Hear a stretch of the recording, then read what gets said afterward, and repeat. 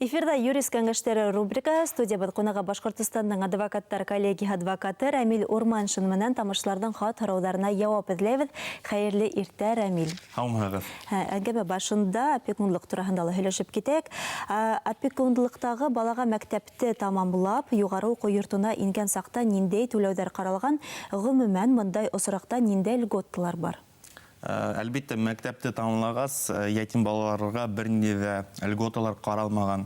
Әмма ләкин ятим бала югары уку йортына инде икән, кирде икән, һәм монда әлбәттә үзенең социаль стипендиялар һәм башка плюстары бар дип әйтәм, дөрес булыр ул. Әмма ләкин монда без иң беренчедән карарга тиешбез федераль закон об образовании дигән безнең документ бар. Ол күптән 20 елдан ашык эшләй. Онда язылып китергән, әлбәттә, региондан да күбеһе тора. Регионда нинди социаль стипендиялар каралган икән балаларга, һәм оның размеры ла онда язылып китә. Һәрбер үзенең уку йортының үзенең размерлары үзләре куя, һәм инде нинди плюстары бар. Плюстар дип әйтеп киттем бит инде. Иң беренчедән ятим балаларга һәр югары уку йорты регионда үзенә квоталар коя бит инде, квоталар. Нисәләр менә урын шундый факультетка һәр вакытта бирелә. Икенчедән был һорауга килгәндә, шулай ятим балаларны бюджетка индергә тырышлар бит инде. Һәм дә инде өченче моментта монда ятим бала югары уку йортына ине алмаган осрактарда булып тора бит инде. Онда хәзер бит инде менә университетларның базаларында, урыс телендә әйткәндә, подготовительные курсы дип атала бит инде. Онда әлбәттә ятим балаларны индертеп, әзерләп, һәм инде югары йорттың бюджетына, бюджет факультетарына индертергә тырышсаклар. Шуның өчен менә шундый плюстары бар дип әйтәм була. Тимәк, регионна карарга кирәк. Регионна карарга кирәк, һәм инде әйтәм дә инде социаль стипендияларга килгәндә лә хәзер хөкүмәт бар ятим балаларны былай гына 17 яшы тулгас тышта калдырмай дип әйтмәкче булам. Шуның өчен стипендияларда менә Өфөне алган хәлләрдә лә 4000-гә якын түләйдер социаль стипендия. Сирата хатка күсәк, февраль айында айнык булмаган көйе рульда булган өсөн эләктем һәм 2 сот ултырышы булган мине искәртмәнеләр. Дәүләт хезмәте госуслуги аша штраф турында белдем. Приставтар штраф алган, официаль рәвештә эшләйм. Приставтар бүтән кредиттарым өсөн эш хакын 50% тотып калалар. Әлегә штраф өсөн нисек эш хакыннан тотып каласактар? Шундай һорау. Кызык кына һорау, снапта башкару производствосына килгәндә, безнең 2007 елдан бирле федераль закон бар об исполнительном производстве дип аталган, башкару производство турында. Онда яңлышмам 111 статьясында менә шул тәртибен нисек приставтар кайһы менә түләүләрдә һездән сисергә тиештер, моның турында аңлатылып кителгән. Һәм инде әлбәттә, менә кешенең нинди генә осрактар булмай бит инде, кредиттарын түләй алмаенса, онда әлбәттә исполнительное производство асыла, һәм инде һәрбер исполнительное производствога әйтеп киткәнем бар, мин үзенең бер приставы бирелә. Һәм ошондой осракта әлбәттә бу бит менә айнык булмаган өчен кешене туктатып, 30,000-гә штраф бирелә бит инде.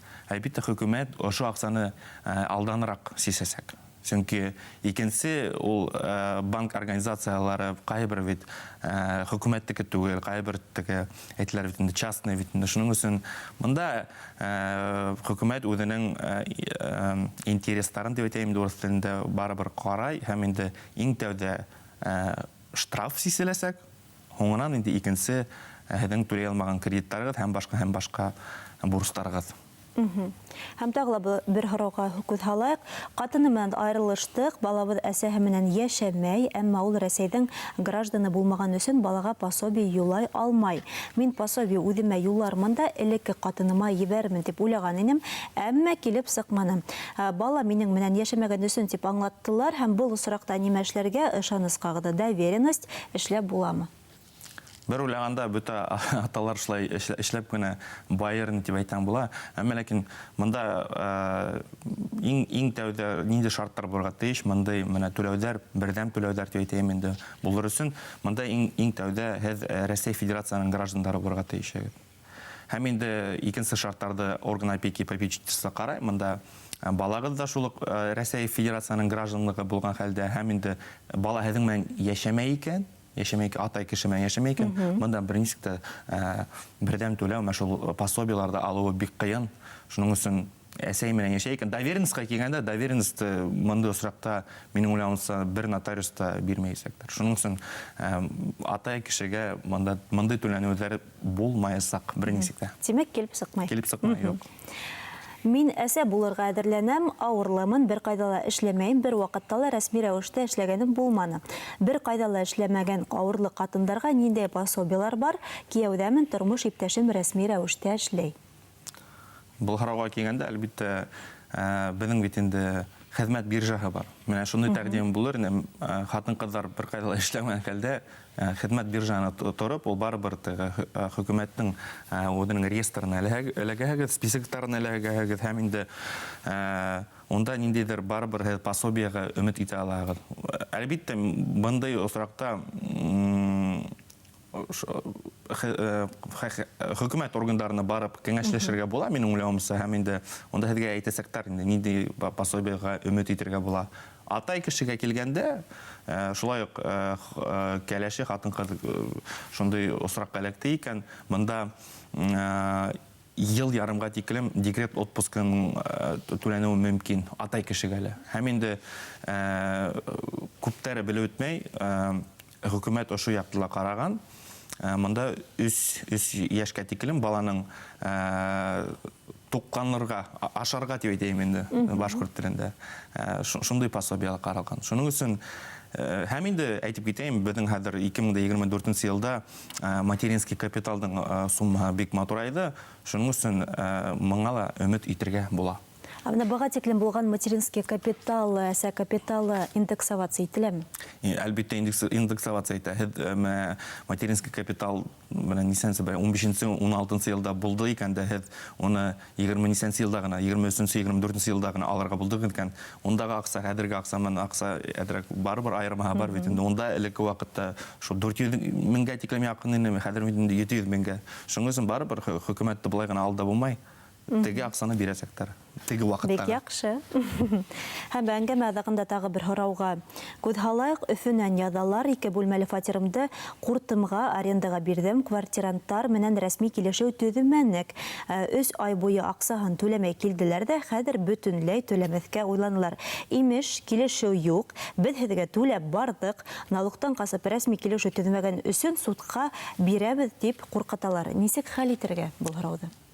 Әйтәләр, юристлар әйтүенчә, договор, соглашение булмаган хәлдә, килешү булмаган сакта, бигрәк тә авыр суд юлы буенча ниндидер доказательство күрһәтергә.